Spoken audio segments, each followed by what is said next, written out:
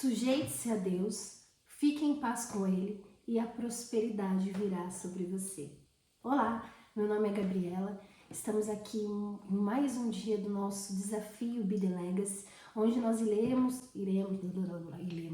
onde nós estamos lendo a Bíblia em 365 dias, isso mesmo, e não estamos só lendo em português, mas também estamos lendo em espanhol e inglês. Então, se você quiser fazer parte desse grande desafio, você pode fazer o download do material. Nós já estamos lendo o livro de Jó e no dia de hoje vamos ler juntos do capítulo 21 ao capítulo 24.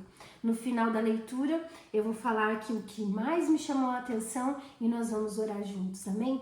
Então, se senta aí e vamos ler juntos o livro de Jó. Então Jó respondeu: escutem com atenção as minhas palavras. Seja esse consolo que vocês haverão de dar-me. Suporta-me enquanto eu estiver falando. Depois que eu falar, poderão zombar de mim. Acaso é dos homens que me queixo? Por que não deveria eu estar impaciente? Olhem para mim e ficarão atônitos. Tampem a boca com a mão. Olhem para mim e ficarão atônitos. Tampem a boca com a mão. Quando penso nisso, fico aterrorizado. Todo o meu corpo se põe a tremer. Por que vivem os ímpios? Por que chegam à velhice e aumentam seu poder? Eles veem seus filhos estabelecidos ao seu redor e os seus descendentes diante dos seus olhos. Seus lares estão seguros e livres do medo. A vara de Deus não os vem ferir. Seus touros nunca deixam de procriar. Suas vacas dão crias e não abortam. Eles soltam os seus filhos como um rebanho. Seus pequeninos põem-se a dançar. Cantam acompanhando a música do tamborim e da harpa. Alegram-se ao som da flauta. Os ímpios passam a vida na prosperidade e descem à sepultura em paz. Contudo, dizem eles a Deus: deixa-nos. Não queremos conhecer os teus caminhos. Quem é o Todo-Poderoso para que o sirvamos? Que vantagem temos em orar a Deus? Mas não depende deles a prosperidade que desfrutam. Por isso fico longe do conselho dos ímpios. Pois quantas vezes a lâmpada dos ímpios se apaga? Quantas vezes a desgraça cai sobre eles, o destino em que em sua ira Deus lhes dá? Quantas vezes o vento os leva como palha e o furacão os arrebata como cisco? Dizem que Deus reserva o castigo de um homem para os seus filhos, que o próprio pai o receba, para que aprenda a lição, que os seus próprios olhos vejam a sua ruína, que ele mesmo beba da ira do Todo-Poderoso, pois que lhe importará a família que deixará atrás de si quando chegarem ao fim os meses que lhes foram destinados? Haverá alguém que ensine a conhecer a Deus em vez que ele julga até os mais de alta posição? Um homem morre em pleno vigor, quando se sentia bem e seguro, tendo o corpo bem nutrido e os ossos cheios de tutano. Já o outro morre tendo a alma amargurada, sem nada ter desfrutado. Um e o outro jazem no pó, ambos cobertos de vermes. Sei muito bem o que vocês estão pensando e as suas conspirações contra mim. Onde está agora a casa do grande homem? Vocês perguntam: onde a tenda dos ímpios? Vocês nunca fizeram pergunta aos que viajam? Não deram atenção aos que eles contam? Pois eles dizem que o mal é poupado da calamidade do que no dia a ira do livramento. Quem o acusa lança em rosto a sua conduta. Quem lhe retribui o mal, pois que lhe importará a família que deixará atrás de si quando chegarem ao fim os meses que lhe foram destinados? Pois quantas vezes a lâmpada do ímpio se apaga? Quantas vezes a desgraça cai sobre eles? O destino que sua ira Deus lhes dá. Quantas vezes o vento os leva como palha e o furacão os arrebata como cisco? Dizem que Deus reserva o castigo de um homem para os seus filhos, que o próprio pai o receba, para que aprenda a lição, que os seus próprios olhos vejam a sua ruína, que ele mesmo beba da ira do Todo-Poderoso. Pois o que lhe importará a família que deixará atrás de si quando chegarem os fins dos meses que lhes foram destinados? Haverá alguém que o ensine a conhecer a Deus, uma vez que ele julga até os mais de alta posição? Um homem morre em pleno vigor, quando se sentia bem e seguro, tendo o corpo bem nutrido e os ossos cheios de tutano. Já o outro morre tendo a alma amargurada, sem nada ter desfrutado. Um e o outro jazem no pó, ambos cobertos de vermes. Sei muito bem o que vocês estão pensando, as suas conspirações contra mim. Onde está agora a casa do grande homem? Vocês perguntam, onde está a tenda dos ímpios? Vocês nunca fizeram pergunta aos que viajam? Não deram atenção ao que eles contam? Pois eles dizem que o mal é poupado da calamidade e que o dia da ira recebe livramento. Quem acusa lançando em rosto a sua conduta? Quem lhe retribuiu o mal que fez? Pois os levam para o túmulo e vigiam a sua sepultura, para que ele é macio o terreno do vale. Todos o seguem e uma multidão incontável o precede. Por isso, como vocês podem consolar-me com esses absurdos? O que sobra das suas respostas é pura falsidade. Então Elifaz de Temã respondeu: pode alguém ser útil a Deus? Mesmo um sábio pode ter algum proveito? Que prazer você daria ao Todo-Poderoso se você fosse justo? Quem é que ele ganharia os seus caminhos se os seus caminhos fossem irrepreensíveis? É por sua piedade que ele o repreende e faz acusações a você? Não é grande a sua maldade? Não são infindos os seus pecados? Sem motivo você exigia penhores dos seus irmãos. Você despojava das roupas os que quase nenhuma tinham. Você não deu água ao sedento. E reteve a comida ao faminto. Sendo você poderoso, dono de terras e dela vivendo e honrado diante de todos, você mandou embora de mãos vazias viúvas e quebrou a força dos órfãos. Por isso está cercado de armadilhas e o perigo repentino o apavora. Também por isso você se vê envolto em escuridão que o cega e o cobre das águas em tremenda inundação. Também por isso você se vê envolto em escuridão que o cega e o cobre as águas em tremenda inundação. Não está Deus nas alturas dos céus? E em que altura estão as estrelas mais distantes? Contudo, você diz, o que sabe Deus?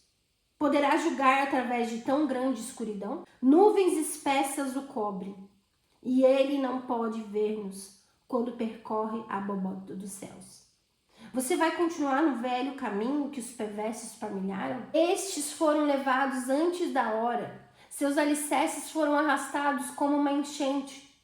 E disseram a Deus, deixa-nos, o Todo-Poderoso poderá fazer conosco? Contudo, foi ele que encheu de bens a casa deles. Por isso fico longe do conselho dos ímpios. Os justos veem a ruína deles e se regozijam. Os inocentes zombam dele dizendo, certo é que os nossos inimigos foram destruídos e o fogo devorou a sua riqueza. Sujeite-se a Deus, fique em paz com ele e a prosperidade virá a você. Aceite a instrução que vem da sua boca e impõe em seu coração as suas palavras. Se você voltar para o Todo-Poderoso, voltará ao seu lugar. Se afastar da sua tenda a injustiça. Lançar ao pó suas pepitas, o seu ouro puro de Ofir, as rochas do vales. O Todo-Poderoso será o seu ouro. Será para você prata seleta, e certo que você achará prazer no Todo-Poderoso, e erguerá o rosto para Deus. A ele orará, e ele ouvirá, e você cumprirá os seus votos. O que você decidir se fará, e a luz brilhará em seus caminhos. Quando os homens forem humilhados e você disser, levanta-os, ele salvará o abatido. Livrará até o que não é inocente, que será liberto graças à pureza que há em você e nas suas mãos. Então Jó respondeu, até agora me queixo com amargura, a mão dele é pesada a despeito do meu gemido. Se tão somente eu soubesse onde encontrá-lo e como ir à sua habitação, eu lhe apresentaria a minha causa e encheria a minha boca de argumentos. Estudaria o que ele me respondesse e analisaria o que ele me dissesse. Será que ele se oporia a mim com grande poder? Não, ele não me faria acusações. O homem íntegro poderia apresentar a sua causa, eu seria liberto para sempre de quem me julga. Mas, se eu vou para o Oriente, lá ele não está. Se eu vou para o Ocidente, não o encontro. Quando ele está em ação no Norte, não o enxergo. Quando vai para o sul, nem a sombra dele eu vejo. Mas ele conhece o caminho por onde eu ando. Se me puser à prova, aparecerei como o ouro. Meus pés seguiram de perto as suas pegadas. Mantive-me no seu caminho sem desviar-me. Não me afastei dos mandamentos dos seus lábios e dei mais valor às palavras da sua boca do que o meu pão de cada dia. Mas ele é ele. Quem poderá fazer-lhe oposição? Ele faz o que quer. Executa o seu decreto contra mim e tem muitos outros planos semelhantes. Por isso fico apavorado diante dele. Pensar nisso me enche de medo. Deus fez desmaiar o meu coração. O Todo-Poderoso causou-me pavor. Contudo, não fui silenciado pelas trevas, pelas densas trevas que cobrem o meu rosto. Porque o Todo-Poderoso não marca as datas de julgamento, porque aqueles que o conhecem não chegam a vê-las. Há os que mudam os marcos dos limites e apacentam os rebanhos que eles roubaram. Levam um jumento que não pertence ao órfão e tomam o boi da viúva como penhor. Forçam os necessitados a sair do caminho e os pobres da terra esconder-se. Como jumentos selvagens no deserto, os pobres vão em busca de comida. A da terra deserta a obtém para os seus filhos. Juntam forragem nos campos e respigam as vinhas dos ímpios. Pela falta de roupas, passam a noite nus. Não têm com o que cobrir-se no frio. Encharcados pelas chuvas das montanhas, abraçam-se às rochas por falta de abrigo. A criança órfã é arrancada do seio da sua mãe. O recém-nascido do pobre é tomado para pagar uma dívida. Por falta de roupas, andam nus. Carregam os feixes, mas continuam famintos. Espremem azeitonas dentro dos seus muros. Pisam uva nos lagares, mas mesmo assim sofrem sede. Sobem à cidade os gemidos dos que estão para morrer, e as almas dos feridos clamam por socorro. Mas Deus não vê mal nisso. Há os que se revoltam contra a luz, não conhecem os caminhos dela e não permanecem em suas veredas. De manhã, o assassino se levanta e mata os pobres e os necessitados. De noite, age como ladrão. Os olhos do adúltero ficam à espera do crepúsculo. Nenhum olho me verá, pensa ele, e mantém oculto o rosto. No escuro, os homens invadem casas, mas de dia se enclausuram. Não querem saber da luz. Para eles, a manhã é tremenda escuridão. Eles são amigos dos pavores das trevas. São, porém, como espuma sobre as águas. Sua parte da terra foi amaldiçoada, e por isso ninguém vai às vinhas. Assim como o calor e a seca depressa consomem a neve derretida, assim a sepultura consome os que pecaram. Sua mãe os esquece, os vermes se bancanteiam neles. Ninguém se lembra dos maus, quebram-se como árvores. Devoram a estéril e sem filhos e não mostram bondade para com a viúva. Mas Deus, por seu poder, os arranca. Embora firmemente estabelecidos, a vida deles não tem segurança. Ele poderá deixá-los descansar, sentindo seguros, mas atentos vigia nos caminhos que seguem. Por um breve instante são exaltados e depois se vão, colhidos como todos os demais, ceifados como espiga de cereal. Se não é assim, quem poderá provar que minto e reduzir a nada as minhas palavras? Então aqui nós lemos Jó do capítulo 21 ao 24. No capítulo 21 a gente vê que Jó responde os amigos, dizendo que ao contrário do que eles vêm afirmando, muitas vezes os ímpios sim prosperam. Eles vivem longamente, acumulam riquezas e parecem escapar do sofrimento. Mas não quer dizer que Deus não os vai punir. Apenas que Deus não está os punindo imediatamente.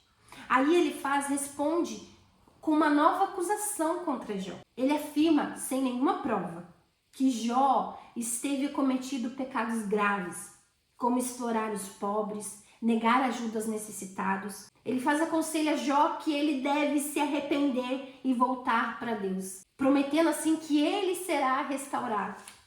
E aqui a gente vê um versículo que ele fala a Jó, que é no capítulo 22 e 21. Sujeite-se a Deus, fique em paz com ele e a prosperidade virá a você. Isso aqui ele falou para Jó nesse momento sem provas ali, acusando Jó que ele havia pecado e por isso ele estava sofrendo.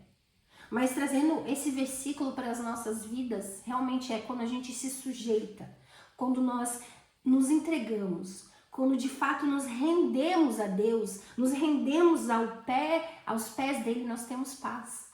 Aquela paz que excede todo entendimento. E quando nós nos rendemos inteiramente a ele, essa prosperidade virá a nós.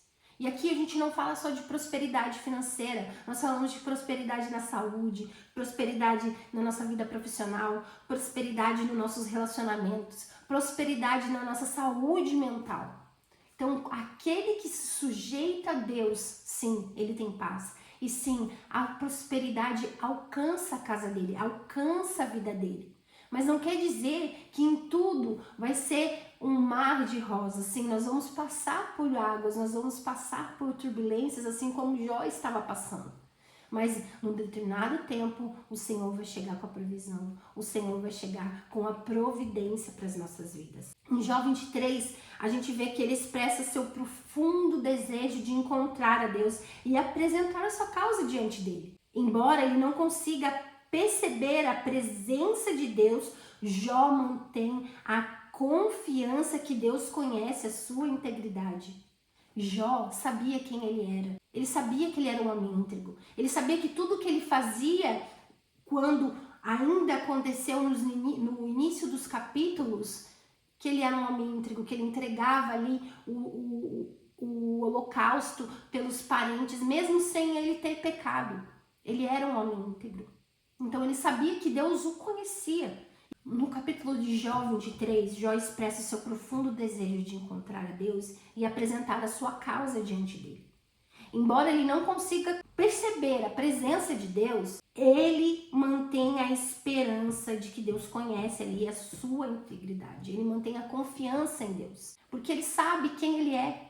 Jó sabe que ele é um homem íntegro e que aquilo é passageiro. E que no tempo certo o Senhor vai chegar ali com providência. E que aquele momento que ele está passando é como se fosse um momento de purificação, onde o Senhor está o purificando. O ouro, quando ele é purificado, ele passa pelo fogo. E o fogo é responsável por tirar as impurezas. E ali Jó, ele reflete nisso, ele vê isso como um processo de purificação. E ele entende que o Senhor, no tempo certo, vai chegar com a providência.